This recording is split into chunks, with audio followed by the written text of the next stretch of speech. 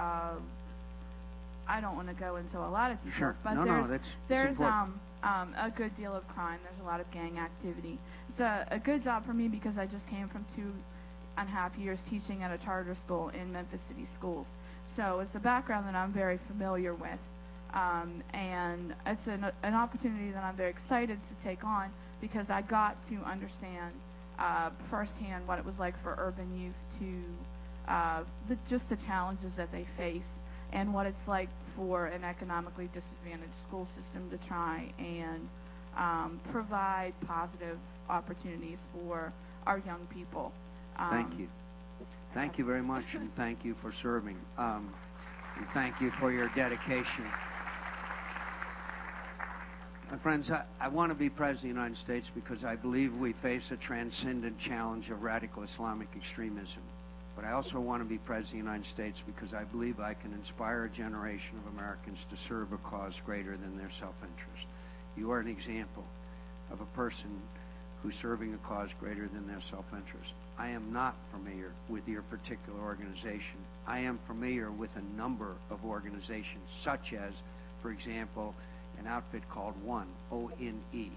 It now has over 2 million young people who have joined it, and they voluntarily are doing things to try to help conditions in the world, such as Africa, the eradication of malaria, attacking HIV/AIDS. These young people leave their homes and their families and sometimes their education for a period of time and travel, and they're all volunteers. And this is what America is about.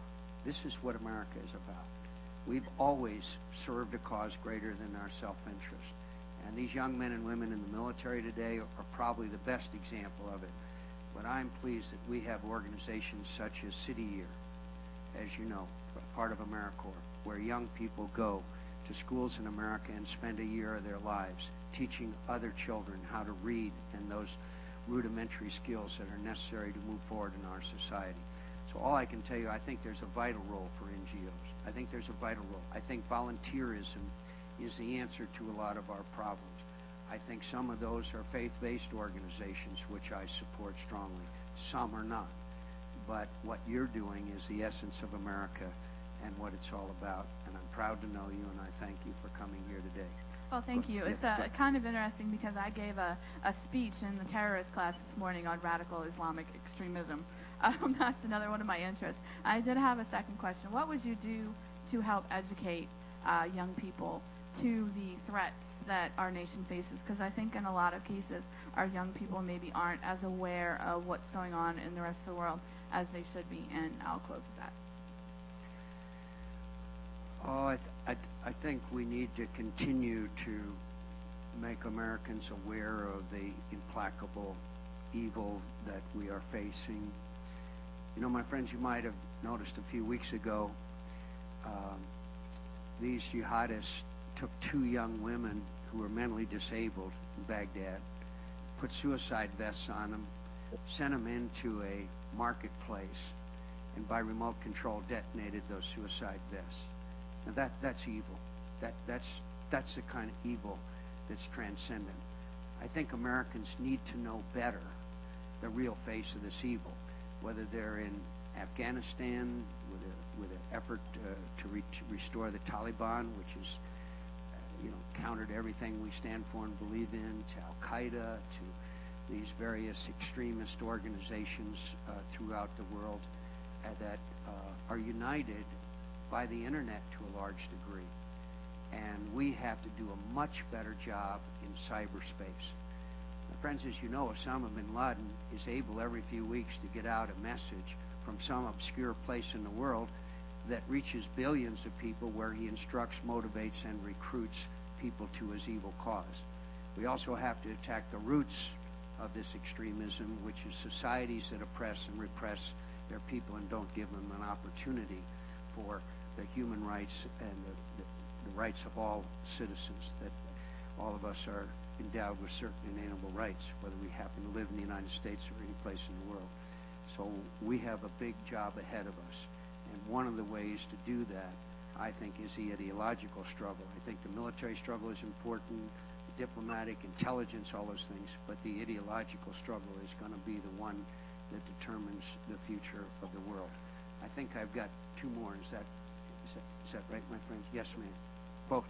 Yes. Yes. Comes a can. Okay. Right. Go ahead. Just about the education system. I'm an education major right now, and it's a really big concern of mine about how the government funds the schools. Right now, it's mainly based on property tax and levies. And the school I graduated from, I know they just had a board meeting last night because they're going to be in a deficit and they're laying off teachers. Which, why should the students suffer because they're not able to fund the schools? I'm just wondering how you plan on changing that. I think government should be more involved in the funding of the schools, and it shouldn't be just based on the community around them.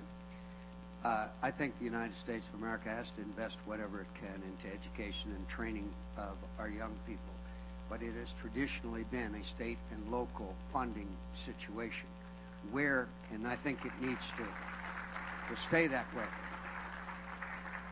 But I do agree that special education and the alarming rise of autism in children is putting a greater burden on our special education. That is a federal responsibility, and we need to do a lot more work there. Every state, there's this disparity between the wealthiest and the well-off areas of a state or city or neighborhood and those that are less well-off. And one of the great disparities in America that's got to be corrected is that we have kind of a two-tiered education system in America. Those who come from affluent areas have access and ability to a fine education and a quality education. Those that live in less affluent areas and in the lower economic levels, which many times has some ethnic implications, as you know, then they don't have access to a quality education. That's got to be rectified in America. It is a situation that we have too long ignored.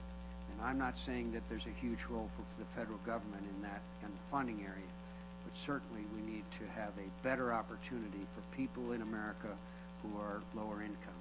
I know I'm way over time. I know I've exhausted your patience. I thank you very much. I'm very honored you would be here. Thank you very much, and I look forward to coming back. Thank you again.